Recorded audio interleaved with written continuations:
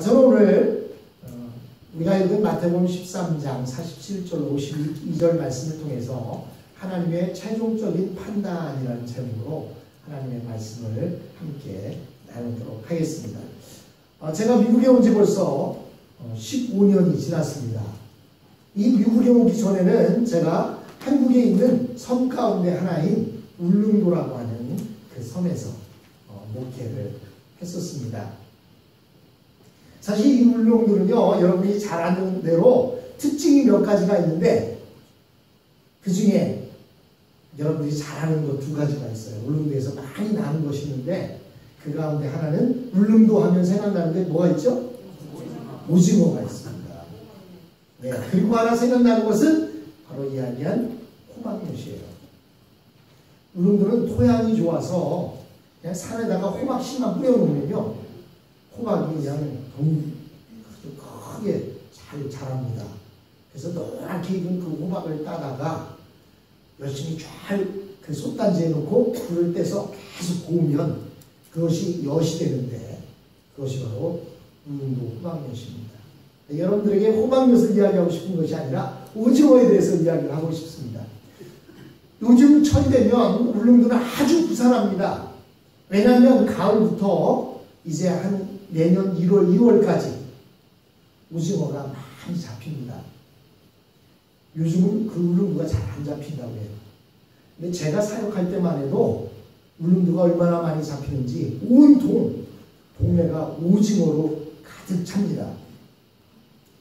울릉도는 모든 동네에 바다가 다 보입니다. 제가 있는 곳에는 현포항이라고 하는 큰 항이 있어서 오징어를 잡은 배들이 새벽같이 다 그 항으로 돌아옵니다. 돌아오며 그곳에서 그 배 주인과 오징어를 사고자 하는 사람들이 이렇게 경매를 통해서 오징어를 사게 됩니다. 오징어를 사면 어떻게 해요? 오징어를 사갖고 와서 그것을 바닷가에 앉아서 그것을 처음에는 이제 오징어와 오징어 아닌 것으로 구분을 합니다. 그런데요, 오징어 아닌 것은 잘 안 잡혀요. 왜 그럴까요? 오늘 제가 여러분들에게 이 오징어 이야기를 하지만 성경에 보면 그물을 친다 그러는데요, 오징어는 그물로 잡지를 않습니다. 오징어는 뭐로 잡냐면 낚시 바늘로 잡아요. 그래서 그것을 보고 채낚기다 이렇게 얘기합니다. 그래서 채낚기는 한밤중에 오징어 배가 나가서 불을 환하게 피워놓으면 오징어들이 아주 떼거리로 몰려서 배 가까이에 옵니다. 그러면요, 미끼에 무슨 먹이도 하나 주지도 않고요, 워낙 오징어가 많으니까, 물보다 오징어가 더 많으니까 그냥 낚싯바늘을 갖다가 집어넣고 탁탁 치기만 하면 오징어가 옆구리도 걸리고 다리에도 걸리고, 이래서 걸려 올라옵니다. 그러면 올라올 때는 맨 마지막에 탁 올라오면 어떻게 해요? 아유, 나 죽었네 하고 오징어를 찍 깔립니다. 그게 오징이 아니라 무슨 물을 찍 깔리는데요, 그냥 오징어 울릉도 사람들은 오징 깔린다고 해요. 다 마지막 올라온 순간 그냥 물을 쫙 붓고 그리고 걸려 올라오게 됩니다.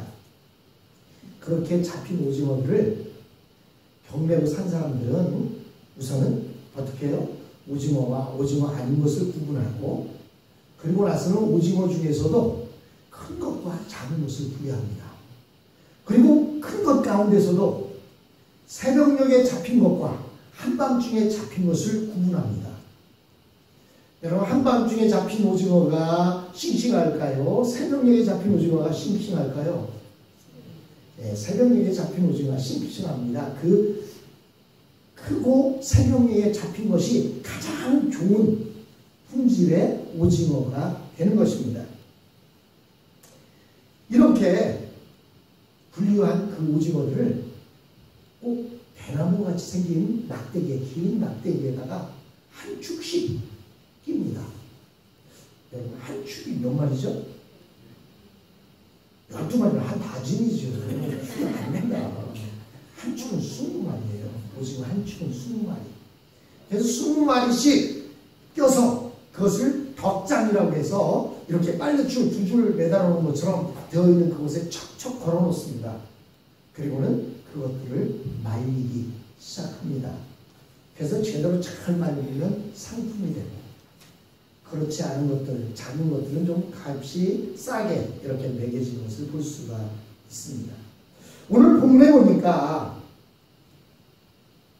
우리 모든 사람들이 오징어처럼 하나님 앞에서 분리되어질 것을 말씀하십니다. 즉 하나님 앞에서 하나님의 자녀와 사탄을 추종하는 자로 이렇게 분류가 된다라고 성경은 말하고 있습니다. 47절로 48절에 보니까 또 천국은 마치 바다에 치고 각종 물고기를 모는 그물과 같으니 그물에 가득함에 물가로 끌어내고 앉아서 좋은 것은 그릇에 담고 못된 것은 내어 버리느니라 라고 이렇게 말씀하고 있습니다. 어부가 바다에 그물을 던지면 자기가 잡으려고 했던 물고기만 잡히는 것이 아닙니다. 그물에는 아주 다양한 물고기들이 걸려 올라옵니다. 어부는 그 물고기를 한꺼번에 시장에 내다 팔 수가 없습니다. 종류대로 분류를 해서 팔아야 상품의 가치가 있는 것입니다.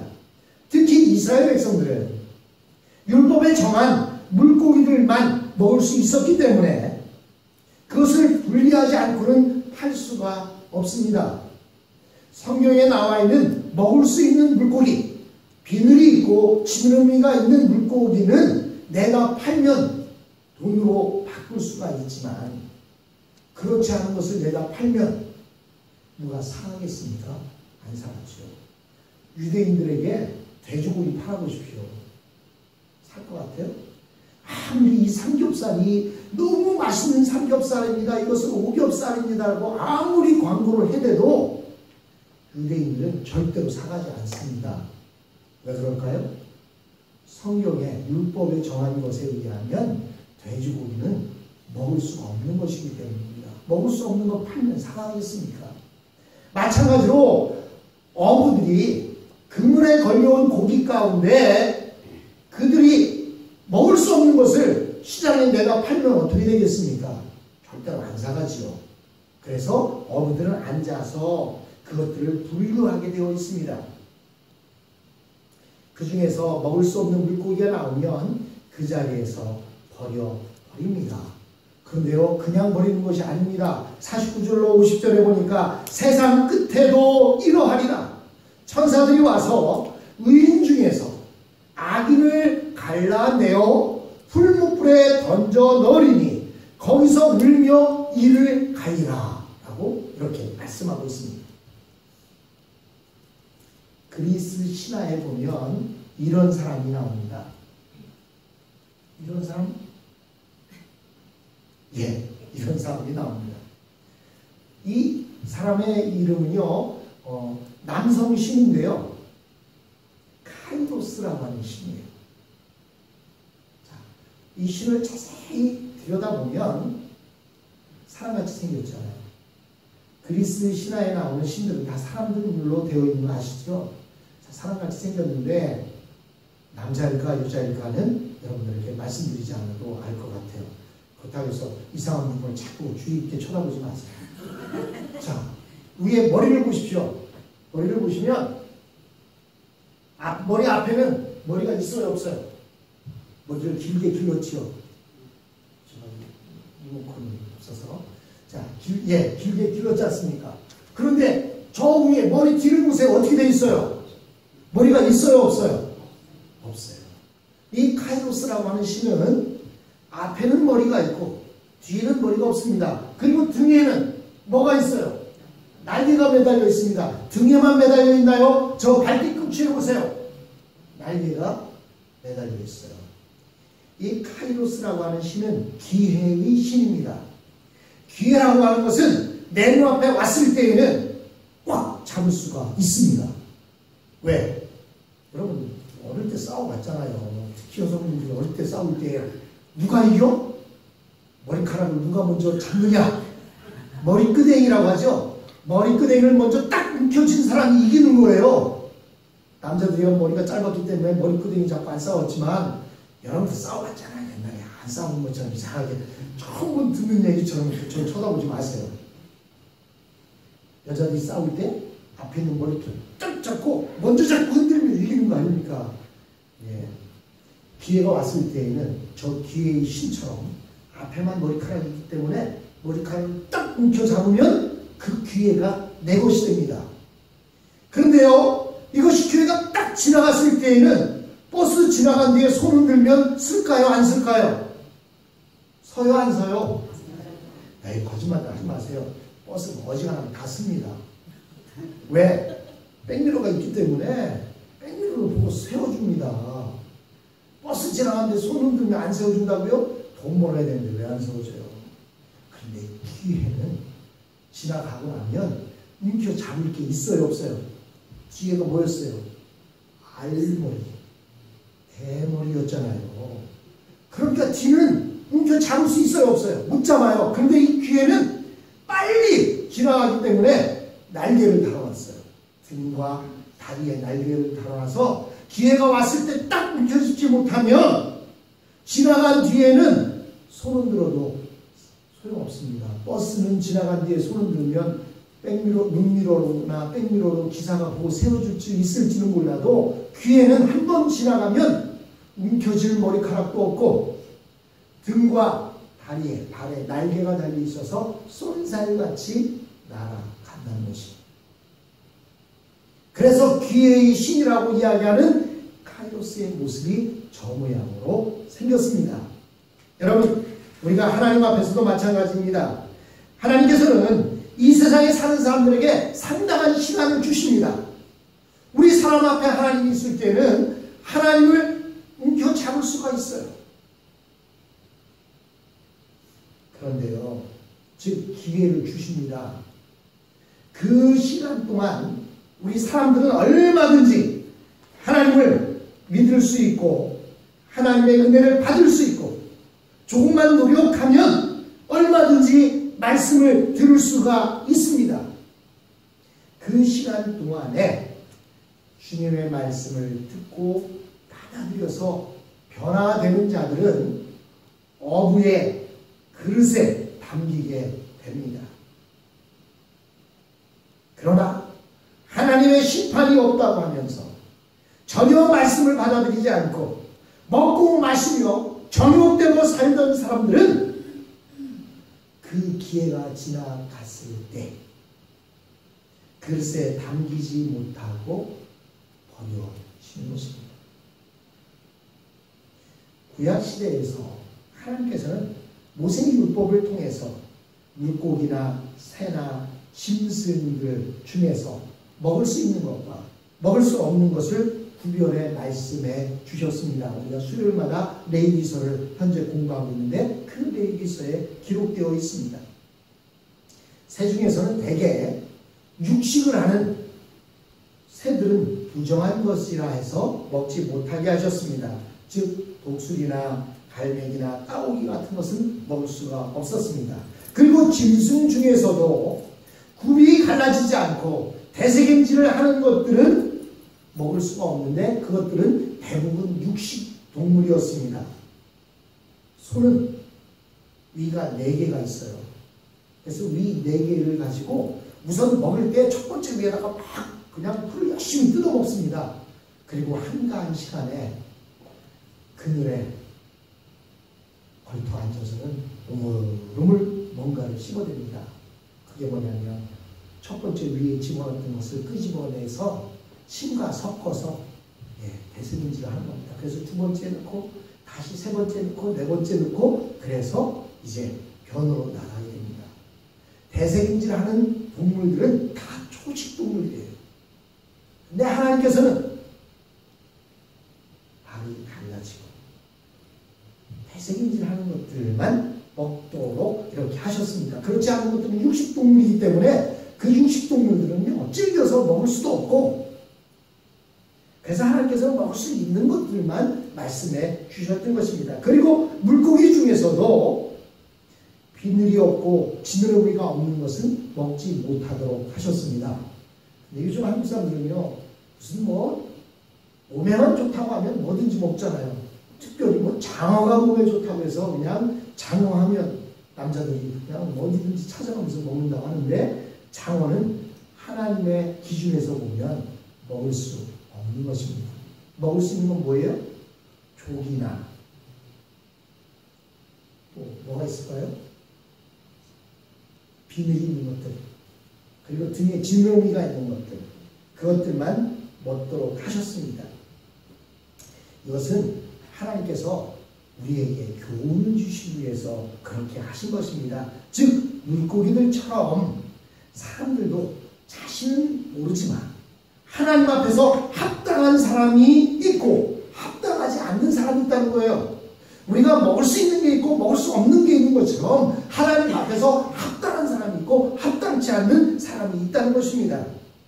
그러니까 하나님께 합당한 사람들은 하나님의 말씀을 듣고 예수를 믿어서 영혼이 변화된 사람이어야 하는 것입니다. 그러나 매일 점이나 쉬러 다니고 또한 술집에 다니면서 음란한 생활을 한 사람들은 하나님의 그릇에 담길 수 없는 것입니다. 여기서 우리는 몇 가지를 생각해 볼 수가 있습니다. 첫 번째, 왜 그들이 그런 문제가 있느냐? 여기에서 보면 한 사람도 하나님의 그물에서 빠져나갈 수 있는 사람이 없다는 것입니다. 제가 울릉도에서 사역을 해봤기 때문에 그런 것들이 조금 아는데요. 그 사람들이 생각하면 배가 나가면 아무거나 다 잡는다고 생각해요. 그러나 그렇지 않은 게 뭐냐면요, 허가를 내야 됩니다. 특별히 오징어를 잡는 배들은 채낚기 허가를 내야 되는 거예요. 아까 말하는 채낚기라는 얘기는 채서 잡는다는 거예요. 그리고 또 어떤 배는 저인망 허가를 냅니다. 저인망이라고 하는 것은 그물인데, 그물로 잡는데 그물이 촘촘한 그물을 보고 저인망이라고 해요. 큰 촘촘한 그물로 고기를 잡는 그 허가를 내야 그 저인망 그물을 가지고 나가서 잡을 수가 있습니다. 그런데 저인망 허가를 잘 안 내줍니다. 왜일까요? 그물이 촘촘하면 이런저런 치어들까지도 잘 잡아냅니다. 치어가 뭔지 알죠? 새끼, 이들을 잡아요. 근데 저인망 허가를 어느 배에게 내줄까요? 저인망 배가 허가를 내려면 멸치를 잡을 때, 여러분 멸치가 멸치를 잡으러 나가는데 그물이 널찍널찍한 거 가지고 나가면 잡을 수 있을까요? 없을까요? 그런 멸치들을 잡을 때에는 저인망 허가를 내고 그 배에 그물을 싣고 나가서 고기를 잡아갖고 옵니다. 그래서 울릉도에 있는 배들은요, 1년 12달 중에 6개월 정도만 나가서 조업을 하고 나머지는 그냥 배가 항에 정박해 있어요. 그래서 제가 물어봤습니다. 도대체 이 배들을 아깝게 왜 그냥 놔둡니까? 나가서 뭐라도 잡지요. 그런데요, 다른 고등어나 방어를 잡으러 나가면 울릉도 앞바다에서는 허가를 낸 허가비만큼도 못 잡는다는 거예요. 허가를 내려면 돈을 내야 되는데 돈을 내고 기름을 떼서 배를 끌고 나갔는데 고기들을 못 잡으면 무슨 소용이 있습니까? 그래서 오징어 외에는 다른 고기들은 많이 잡히지 않는 거예요. 그래서 배를 가지고 6개월 동안은 정박해 놓았다가 오징어 나올 때에만 끌고 나가서 오징어를 잡습니다. 여러분, 우리가 볼 때에 지금 하나님의 그 어부는 저희만 그물을 가지고 있는 어부인 것 같습니다. 그래서 이것저것 한번 그물을 쳐보면 그 안에 갇힌 것들은 어느 것도 빠져나갈 수가 없는 것입니다. 즉 하나님의 심판의 그물에서 빠져나갈 수 있는 사람은 아무도 없다는 것을 이것에서 보여주고 있습니다. 두 번째로 하나님의 말씀은 우리의 종류를 바꿔 놓으십니다. 예를 들어서 바다 뱀정어를 바다 뱀정어가 아닌 참치로 바꾸어 놓는 것입니다. 육지에 사는 짐승에 비유하면 늑대나 이리가 양으로 변하는 것입니다. 우리도 예수를 믿기 전에는 대단히 사나운 사람들이었습니다. 이빨도 날카롭고 혈기도 대단했습니다. 특히 혀 밑에 독이 있어서 한번 말을 내뱉으면 사람을 능히 죽일 수 있는 그러한 독을 품고 있던 사람들이었습니다. 그러나 예수를 믿고 난 후에 혈기도 없어지고 말도 잘하지 못하게 되어서 순한 양처럼 변화되는 것입니다. 그래서 다른 사람들이 물면 물리고 다른 사람이 공격하면 도망치는 그러한 비겁한 양이 되어버렸습니다. 그러나 우리는 이렇게 변해야 합니다. 그래야 하나님의 그릇에 담길 수가 있습니다. 그런데 하나님의 그릇에 담긴 물고기도 또 분류를 합니다. 크기에 따라서 분류를 하는 것입니다. 큰 것은 가격이 굉장히 비쌉니다. 반면에 작은 것은 쌉니다. 그렇기 때문에 우리는 기왕 하나님의 백성이 되었으면 하나님의 말씀으로 살아야 합니다.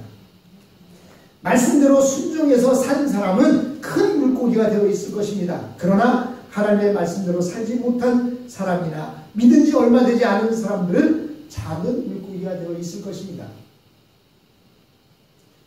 어떤 분이 그러죠. 죽기 전에 내가 예수 믿습니다 하면 구원받는데 그때 믿으면 되지.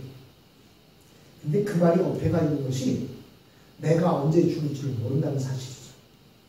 그리고요, 지금 말씀하신 대로 큰 물고기와 작은 물고기로 하나님은 분류하십니다. 오랫동안 믿은 사람과 처음 믿은 사람이 똑같다고 한다면 누가 오래 믿겠습니까? 그러나 하나님은 오래 믿은 사람들은 큰 물고기를 따로 분류해서 큰 상품으로 만드신다는 사실입니다. 그런데 여기서 오늘 본문에서 보니까 하나님의 그릇에 담기지 않는 물고기들을 그냥 두는 것이 아니라 풀무불에 던져 넣는다고 말하고 있습니다. 여러분, 요즘에 한국에 나가보시지 않아서 그렇죠.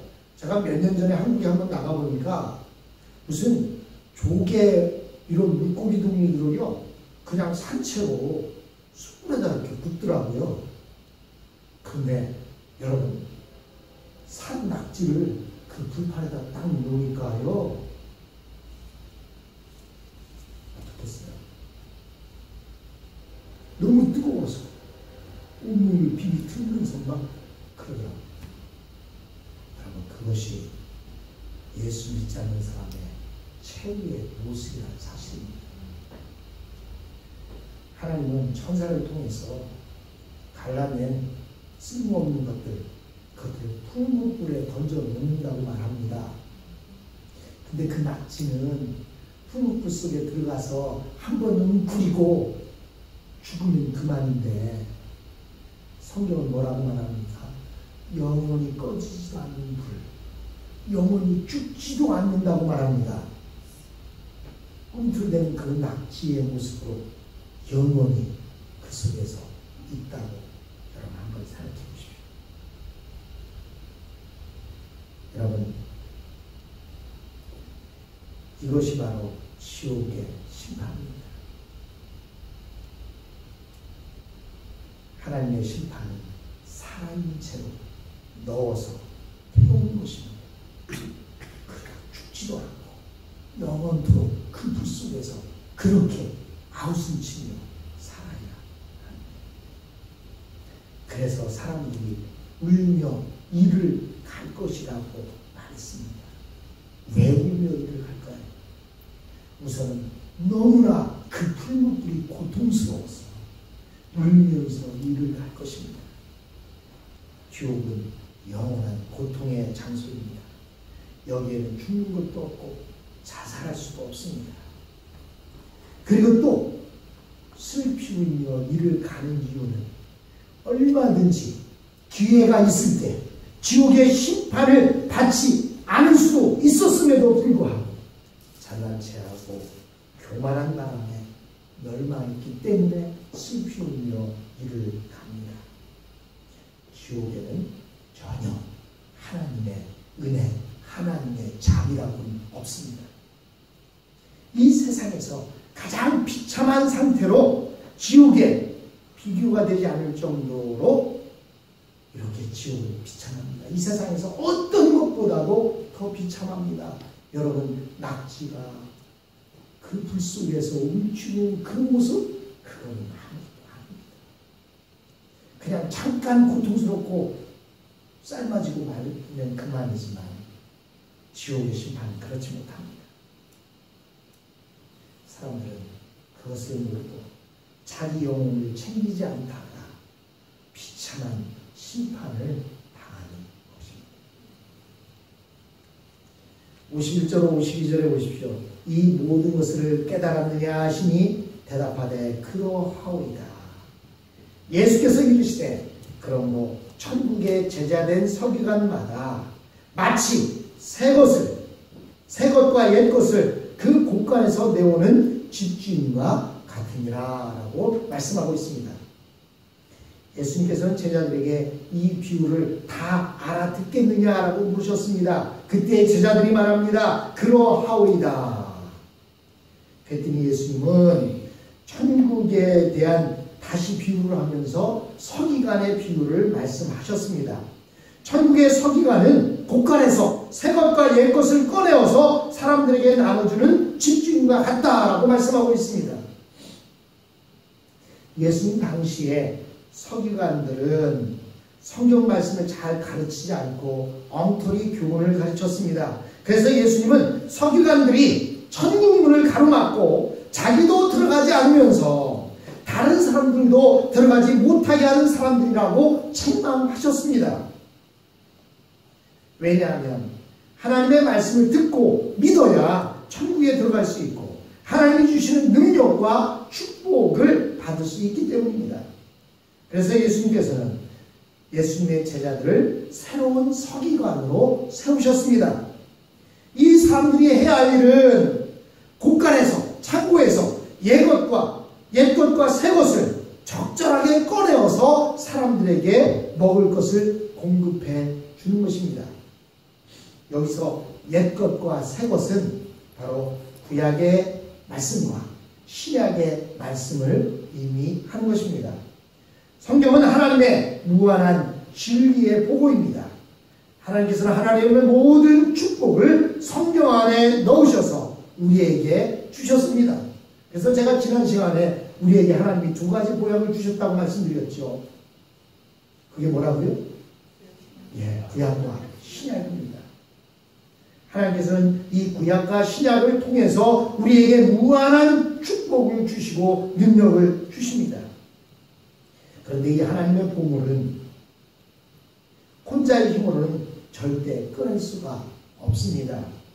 교회가 함께 모여서 하나님의 말씀을 듣는 가운데 하나님의 진리가 주어지는 것입니다. 그래서 교회는 마치 수천길 땅속에 있는 금강과 같습니다. 우리는 설교 시간에 들은 하나님의 말씀을 갈고 닦아서 자기의 구석으로 만들어야 합니다.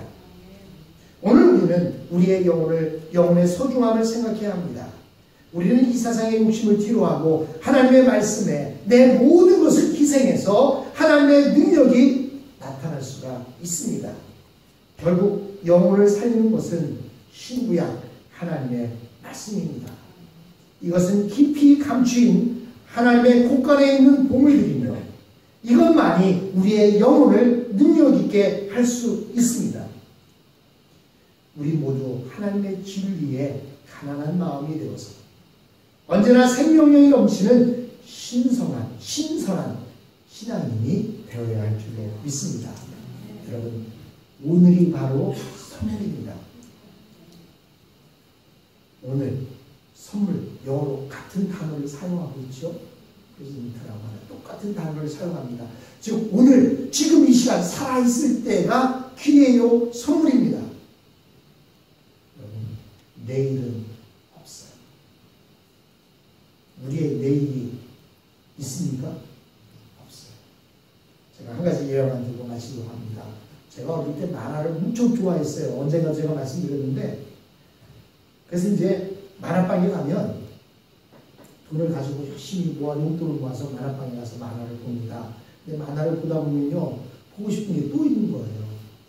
그래서 동네 그 만화방 주인 형한테 묻습니다. 형, 만화를 좀 외상으로 보면 안 될까요? 그랬더니 그 형이 그 집에 걸려있는 요만한 글을 하나 보여주는 거예요. 거기 딱 보니까 뭐라고 써있냐면 오늘은 현찰, 내일은 외상 이렇게 써있는 거예요. 이거다, 이거야.